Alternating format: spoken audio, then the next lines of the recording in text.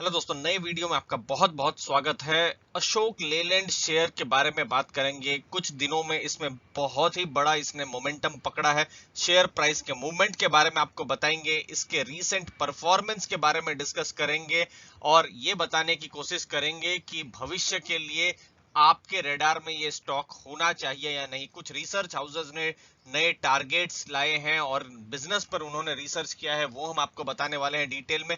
और बजट में ऐसा कुछ अनाउंसमेंट हुआ है जिससे अशोक लेलैंड पर पॉजिटिव प्रभाव पड़ सकता है, तो वो चीज भी आपको हम बताने वाले हैं दोस्तों। तो लास्ट तक बने रहिए, बहुत सारी वैल्यूएबल इंफॉर्मेशन आपको मिलेगी और लर्निंग मिलेगी दोस्तों।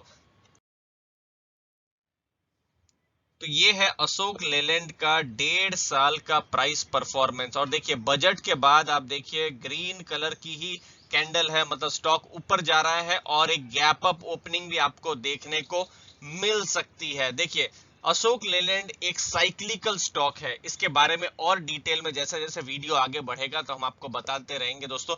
ट्रक्स जो है, जो हैवी व्हीकल्स जो होते हैं, जो जनरली आप देखते हैं माल ढोते हैं, आप उनको हाईवे में ज्यादा से ज्यादा देखते हैं, तो वहां पर अशोक लेलैंड का मेन बिजनेस है और ये साइक्लिकल बिजनेस है। अब उसके हिसाब से अगर आप अशोक लेलैंड का स्टॉक प्राइस भी देखेंगे ना, तो कभी भी एक बिल्कुल एक मूवमेंट के हिसाब से ऐसा ऊपर जाता हुआ आपको नहीं देखने को मिलेगा, क्योंकि ये साइक्लिकल सेक्टर है। तो यहां पर देखिए, जैसे ही आपको साइकिल आइडेंटिफाई करना बहुत जरूरी है। देखिए स्टॉक तो देखिए 35-40 के लेवल तक गिर गया था जब मार्च में पैनिक आया था। फिर एक बहुत ही लंबे समय तक आप देखिए ये जो लेवल है, आप 50 और 40 के लेवल तक हमने देखा था स्टॉक था। लेकिन बिल्कुल अभी आप देखेंगे तो एक पॉजिटिव मोमेंटम स्टॉक ने पकड़ा हुआ है अशोक लेलैंड के। लेकिन आप देखेंगे 1.5 साल पहले, आप देखिए जून 2019 का अगर आप स्टॉक प्राइस देखें तो 90 रुपए के आसपास है। तो जो पुराने इन्वेस्टर हैं जिन्होंने लॉन्ग टर्म के लिए होल्ड करके रखा हुआ है, तो अशोक लेलैंड पर उनको अभी कुछ रिटर्न मिलना शुरू हुआ है। लेकिन अशोक लेलैंड का स्टॉक प्राइस दोस्तों 160-70 तक भी गया हुआ था, जब बिल्कुल स्टॉक मार्केट पीक में थी, जब 2017-18 का बुल मार्केट चल रहा था। अब आगे क्या नया हो रहा है वो समझते हैं। तो दोस्तों हर बार की तरह हमारे चैनल में डेटा पर बात होगी। डेटा और आंकड़े हम लेकर आए हैं, बहुत ही सिंपल शब्दों में हम समझने की कोशिश करेंगे दोस्तों। तो ये है डोमेस्टिक सेल्स, मतलब जो भारत में जो सेल हुआ है। और क्या सेल करती है? जो ट्रक्स हैं या जो बसेस है वो सेल करती है अशोक लेलैंड, जो आप हाईवे में देखते हैं। जैसा कि हमने आपको बताया, बसों का जनरली यूज होता है ऑफिस जाने के लिए, जैसे कॉर्पोरेट बसेस होती है, या बच्चों को स्कूल जाने के लिए बसेस का यूज होता है। तो देखिए ट्रक का अगर आप बिजनेस देखें तो जनवरी 2020 मतलब पिछले साल 4837 था, जो अभी बढ़कर 6399 मतलब 32% बढ़ गया है। और अगर आप क्यूमुलेटिव देखें तो अगर उस हिसाब से अगर आप देखते हैं तो 42% अभी भी नेगेटिव है। लेकिन इस नेगेटिव को आप बहुत बड़ा नेगेटिव इसीलिए भी नहीं मान सकते हैं क्योंकि 3 महीने तो लगभग बिजनेस हुआ ही नहीं था। तो उस चीज को आपको ध्यान में रखना है क्योंकि वो लॉकडाउन का समय था। अब देखिए बसेस में आप देखेंगे तो जनवरी में 440 बसेस ही बिकी है। 2002 112 बसेस बिकी थी जनवरी 2020 में, तो ये तो कम है, 79% ये नीचे है। और इसका रीजन भी है, देखिए स्कूल तो बंद ही है ऑलमोस्ट एक तरीके से, तो बसें स्कूल जो है वो शायद नहीं ले रही होंगी। ऑफिस में भी आप देख सकते हैं वर्क फ्रॉम होम का बिल्कुल माहौल चल रहा है। अभी थोड़ा खुलना शुरू हुआ है, लेकिन वर्क फ्रॉम होम बिल्कुल आज की तारीख में रियलिटी है। तो उसकी वजह से आप देखिए बसेस 92% बसेस का आप देख सकते हैं कि जो जो व्यापार है, जो बिजनेस है वो कम हुआ है। देखिए पिछली बार 15,517 था, जो इस बार 1282 है। ओवरऑल 54% बिजनेस थोड़ा सा कम हुआ है। लाइट कॉमर्शियल व्हीकल की अगर आप बात करेंगे तो 42% बढ़ा है, जो कि एक पॉजिटिव है, लेकिन 14% ये नेगेटिव है। अब इसको कोई भी देख के कह सकता है कि ये तो बहुत ही डिप्रेसिंग चीज है, लेकिन आपको और कुछ आंकड़े दिखाते हैं। अब डिप्रेसिंग तो था डेटा, अब डोमेस्टिक और एक्सपोर्ट्स में अब हम जाएंगे तो और थोड़ा डिप्रेशन आपको देखने मिलेगा। देखिए ट्रक्स 29% बढ़ा है, 41% पिछले अगर क्यूमुलेटिव देखें तो वो कम है। 69% बसेस नहीं बिक रही है। मेरे साथ बने रहिएगा दोस्तों, एनालिसिस अभी होने वाली है इन सब आंकड़ों के आधार पर। 82% यहां पर भी आप नेगेटिव देख सकते हैं। लाइट कॉमर्शियल व्हीकल 40% बढ़े हैं, जो कि 13% अगर आप क्यूमुलेटिव देखें तो कम है। तो दोस्तों यहां पर एक चीज समझिए कि 3 महीने जो बिजनेस हुआ ही नहीं था, तो वो लॉकडाउन का असर तो आपको बिजनेस में देखने को मिला ही है। लेकिन ये जो ट्रक्स है या लाइट कॉमर्शियल व्हीकल है, कॉमर्शियल व्हीकल्स इनको जो कहा जाता है, तो वहां पर हम देख पा रहे हैं कि एक पॉजिटिव मोमेंटम हो रहा है।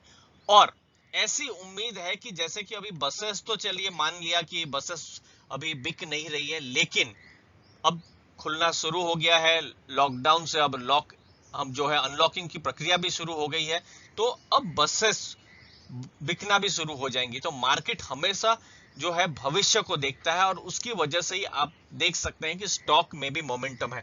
लेकिन वो तो एक रीजन है, लेकिन एक बजट में एक बहुत बड़ी चीज बोली गई है, जिसके बारे में हम आपको थोड़ी देर में बताएंगे। अब सबसे इंपॉर्टेंट चीज है, एक रिसर्च हाउस ने क्या कहा। तो ये जो रिपोर्ट है, क्रेडिट स्विस की रिपोर्ट है, उन्होंने वॉल्यूम फोरकास्ट बढ़ाए हैं फाइनेंशियल ईयर 22-23 के, मतलब अगले साल जो 2022 और 2023 की बात कर रहे हैं। और जैसे कि हमने बताया आपको दोस्तों, मार्केट हमेशा फॉरवर्ड लुकिंग होता है, तो वॉल्यूम फोरकास्ट बढ़े हैं। अर्निंग पर शेयर जो है वो 20 से 28% तक इंक्रीज किया हुआ है। दोस्तों जो हमारे चैनल है उसमें हम ये सब concept, earning per share, price earning ratio, सब बीच बीच में हम बताते भी रहते हैं दोस्तों। तो भी आपको कहीं पर भी अगर डाउट हो तो कमेंट सेक्शन में पूछिए, बिल्कुल डिटेल में आपको हम समझा देंगे। तो ईपीएस बढ़ना एक अपने में एक पॉजिटिव चीज होती है, और उनका कहने का है कि अभी कंपनी जो मीन का मतलब मैं प्राइस अर्निंग रेशियो को यहाँ पर मैं समझ रहा हूँ, वो 10.5 जो है उससे भी कम है। भविष्य में कुछ पॉजिटिव फैक्टर्स हैं जिनको अशोक लेलैंड का जिसको फायदा हो सकता है। 161 का टारगेट दिया है और आउट परफॉर्म की सलाह दी है क्रेडिट स्विस। अगली रिपोर्ट है डीएएम कैपिटल की तरफ से। उनका कहने का है कि अगर आपको कॉमर्शियल व्हीकल सेगमेंट में कोई स्टॉक देखना है, तो जो प्योर प्ले है कॉमर्शियल व्हीकल, मतलब जो ट्रक और बसेस पर है, तो वो अशोक लेलैंड है। वैसे दोस्तों यहाँ पर बड़ा नाम टाटा मोटर्स भी है, लेकिन टाटा मोटर्स पर्सनल व्हीकल में भी है, जेएलआर में भी है, लेकिन बिल्कुल कॉमर्शियल व्हीकल पर अगर आप सोच रहे हैं तो एक अशोक लेलैंड ही एक स्टॉक है। आउट परफॉर्मर की रेटिंग उन्होंने दी है और 137 का टारगेट दिया हुआ है। रिस्क उन्होंने बताई है, और ज्यादा कंपटीशन अगर आता है, समझ लीजिए टाटा मोटर्स से आता है या आइशर से आता है, तो वो एक नेगेटिव हो सकता है। और इकोनॉमिक रिकवरी जो है अगर धीमी हुई तो ये कुछ रिस्क है। तो दोस्तों 137 का टारगेट देखा आपने, 161 का टारगेट देखा, और स्टॉक में हमने अच्छा खासा रनअप भी पिछले 3-4 महीनों में देख लिया है, जहां स्टॉक 80 से 130 पहुंच गया है, मतलब 50% से ऊपर। तो अभी क्या चीज है जो एज एन इन्वेस्टर अगर आप नया पैसा डाल रहे हैं तो आपको कंसीडर करनी चाहिए, तो वो समझना बहुत जरूरी है। तो दोस्तों यहाँ पर देखिए, गवर्नमेंट ने जो बजट आया था फरवरी 1 2021 में, सीतारमन जी मैडम, उन्होंने बजट जो पेश किया था उसमें इंफ्रा पर बहुत ज्यादा फोकस था। लगभग 5 लाख करोड़ से ज्यादा इंफ्रा प्रोजेक्ट, मतलब रेलवे हाईवे में उनका फोकस था। तो जब इंफ्रा प्रोजेक्ट बनेंगे, मतलब हाईवे बनेंगी, रेल लाइन बनेंगी, तो क्या होगा, ट्रक्स की भी डिमांड बढ़ेगी। तो उसमें कौन प्लेयर है, अशोक लेलैंड है या टाटा मोटर्स है, तो उन सबको भी एक तरीके से फायदा हो सकता है, ऐसा माना जा रहा है। अगली चीज जो बहुत जी बड़ा पॉजिटिव है वो है स्क्रैपेज पॉलिसी। लेकिन अब स्टॉक अच्छा खासा बढ़ भी गया है जैसे ही स्क्रैपेज पॉलिसी का नाम लिया गया है। अब इसमें क्या है कि कोई भी कॉमर्शियल व्हीकल जो है, जैसे ट्रक से समझ लीजिए या पुरानी बस है, 15 साल या उससे पुरानी है, तो वो वॉलेंटरी स्क्रैप कर सकते हैं।